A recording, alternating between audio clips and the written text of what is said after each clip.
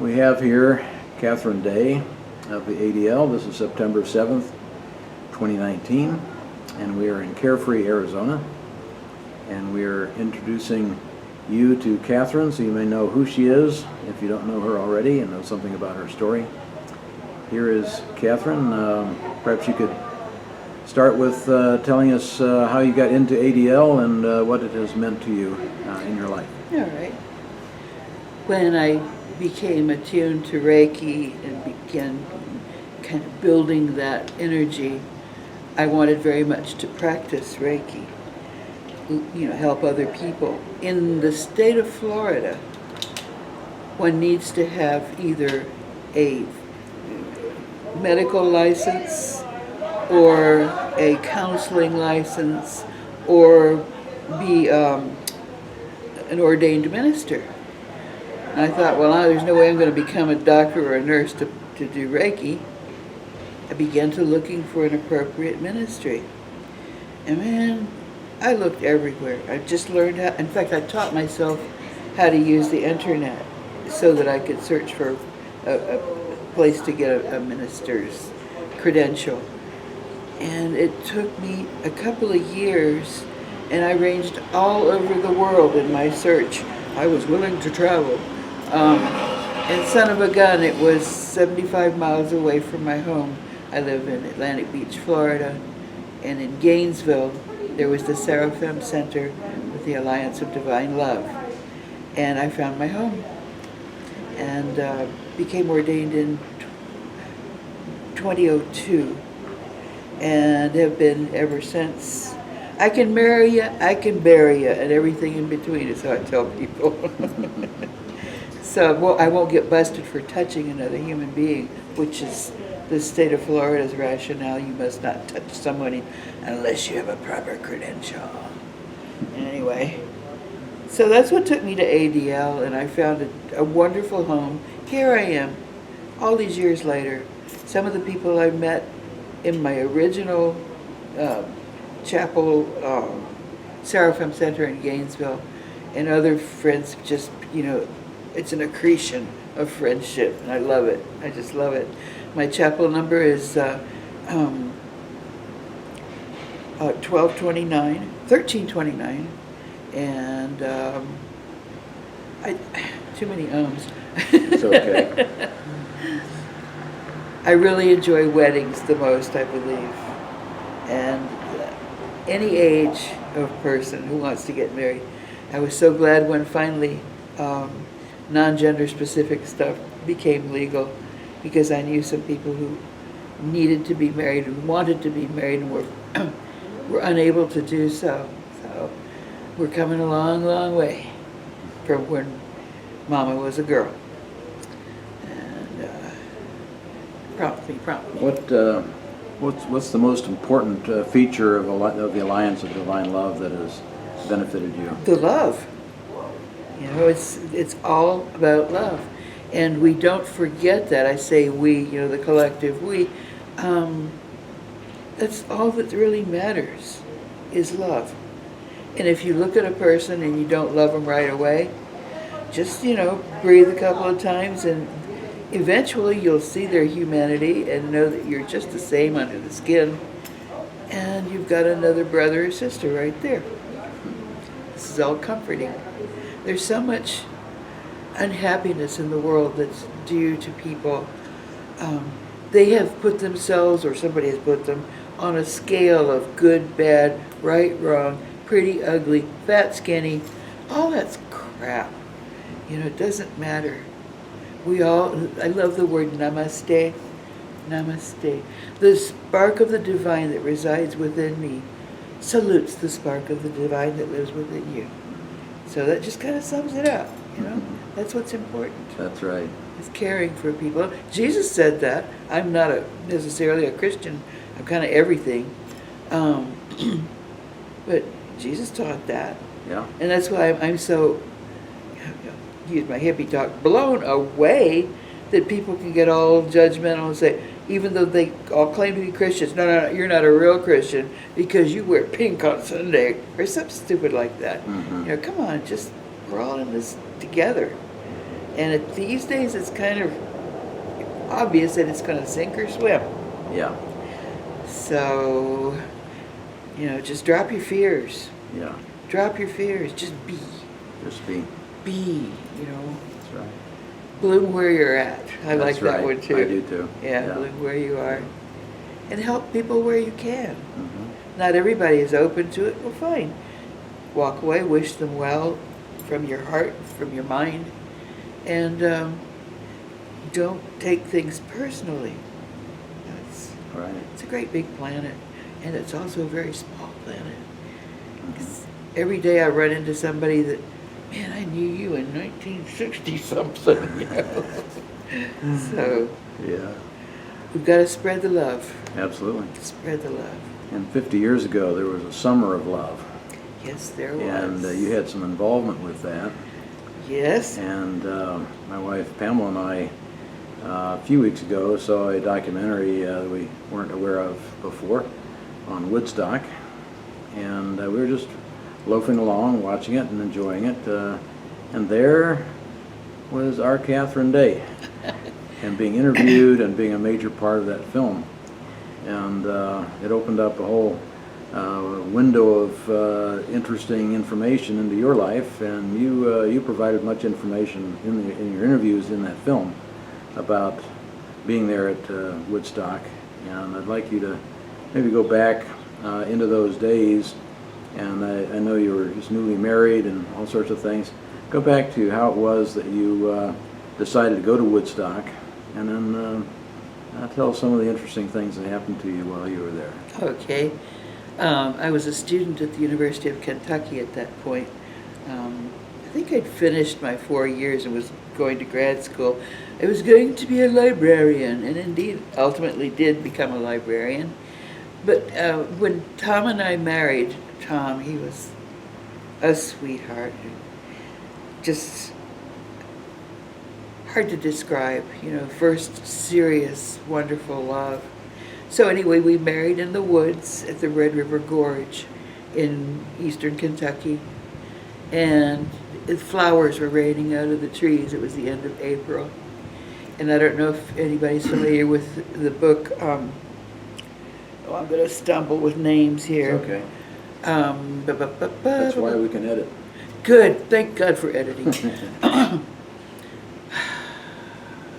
Stranger in a Strange Land was one of Tom's very, very favorite books, so he let me read his copy. And the concept that caught my heart was of being water brothers. In a way, it was a very Woodstockian sort of book. Said that, we're all the same, and if you shared water with each other, water being the essence of the body and of life, well, then you were forever brothers, sisters, non-gender specific. Oh, thank you, love.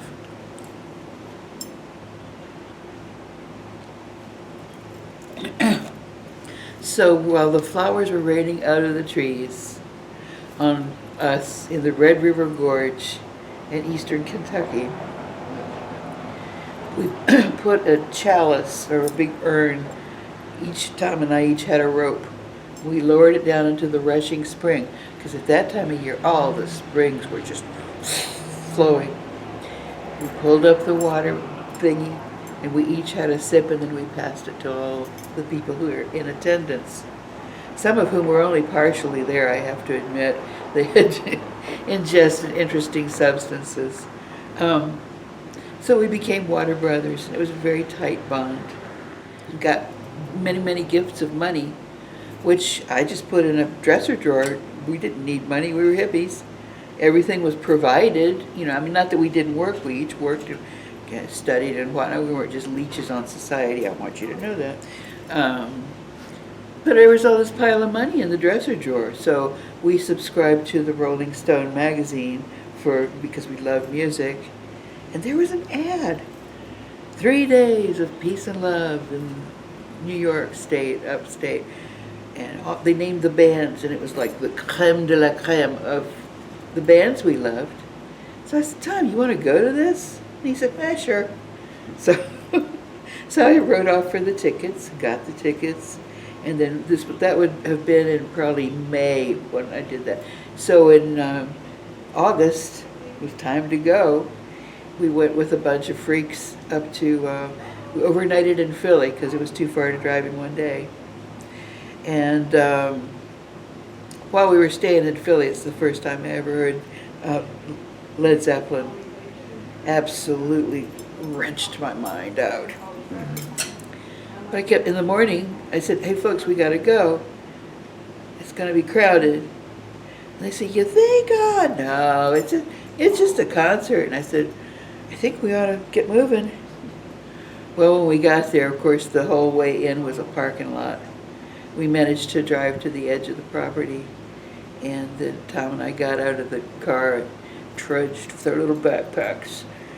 And the magic had already begun, but it went in full blast.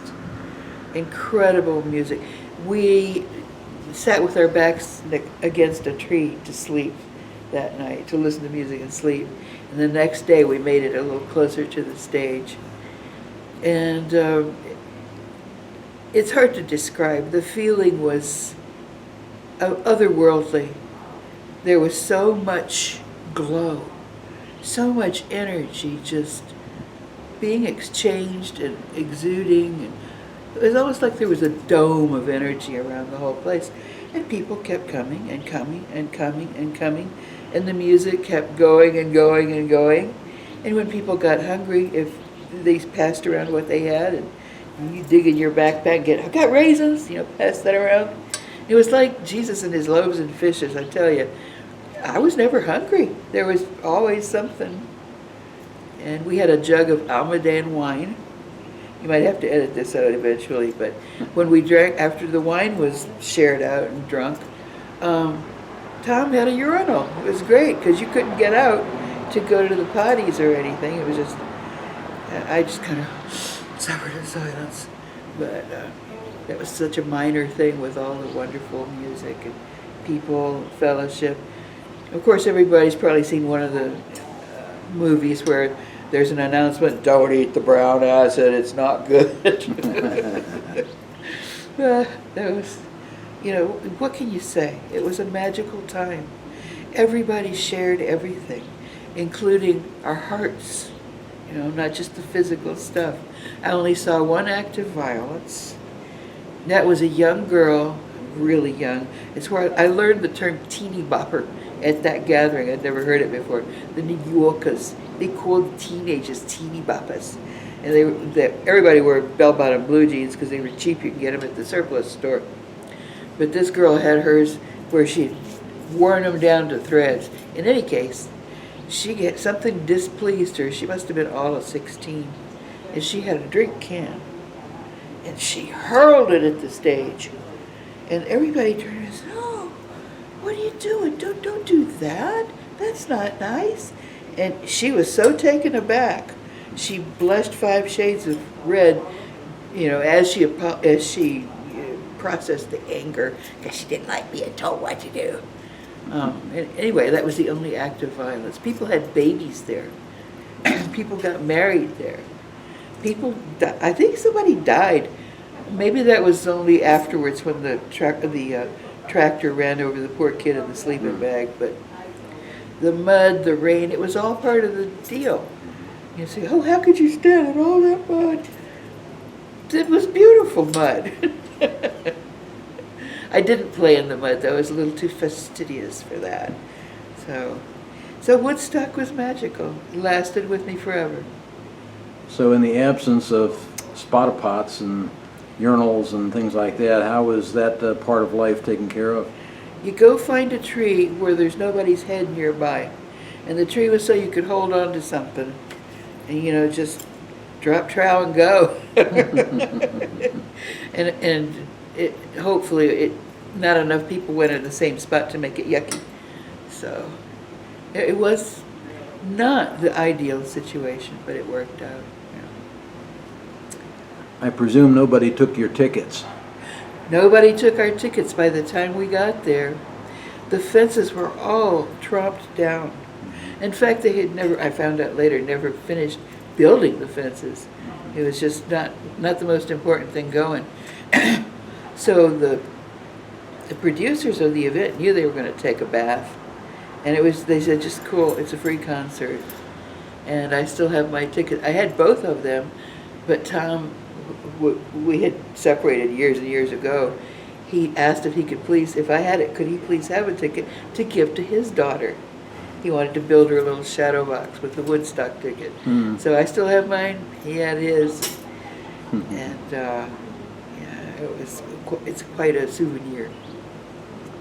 Did you find that the values expressed there at Woodstock have survived into the ADL in any way? Yes. In fact, that's one reason I feel so at home.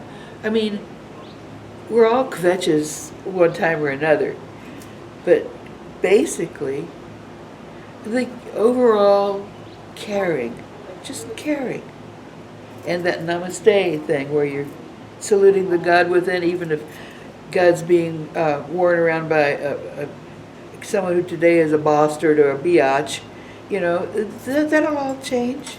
We're all God's kids. So, yeah, it carried over.